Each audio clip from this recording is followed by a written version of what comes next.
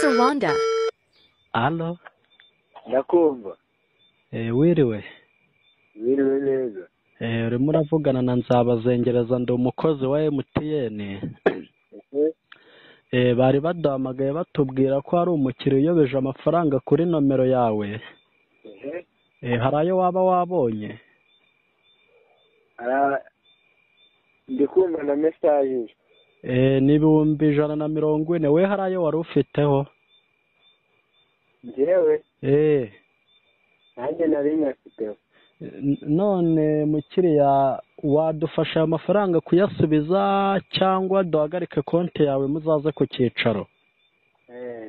Wagaswera nyoko uhagarika konti yanjye yanjye ukanywera amata mu matako ya nyoko we.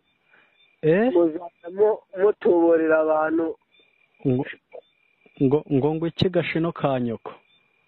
Wagaswera nyoko we muzajya mutuburira abantu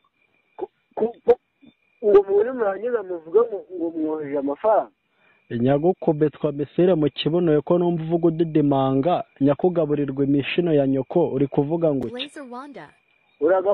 uragakubita ipoto mu gatuba ka nyoko wowe ugize niyo nayagira nayo nakohereza kajya gatuba ka nyoko kajya imvi za nyoko. Urakanywa icyayi gitekeshejwe inanga za so, barakagukubita misire mu kibuno wamabyiwe, uragacika amaguru mu igihe cy'ihunga ko kimeze. Ese umushino umushogoro kajya gatuba ka nyoko nge ugaswera nyoko we. Nge abatubuzi b'iki gihe ngenda barambiwe. Urukunyumva gaswinyuka. Abatubuzi n'abana bawe se, n'abana wabyaye mabuno ya nyoko, nyakugaburirwa imyumbati y'imitamisi, nyaguterwa imbabari y'igisongo mu kibuno bakakudodesha imishino ya nyoko. Gaca amabyaso gaswera nyoko nubwo meze nge no kunsakuriza. Ahubwo tuzi nabi iyo yawe niwo bavuga uwo gaswera nyoko we. Ubu ndindagiraho mu biki. Urakarya iyo mboro yawe. Urakagitwa za swe cyangwa iza nyoko. Urakarigata nyoko mu gituba iswa amaze kumuswera. Ako ubundi turi mu biki wamabye, ngajyana azagukize mabuno ya nyoko. Natayajyana se gashino ka nyoko n'inzo kugira yoberezeho kanywera amata mu matako ya nyoko. Jyana karya amabere ya nyoko wamabye. Uragaswera nyoko mucuritse muri wese kajya gatuba ka nyoko.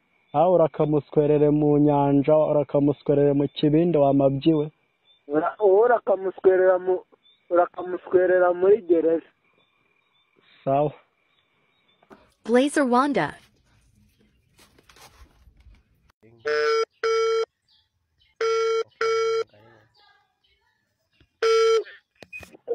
Oui.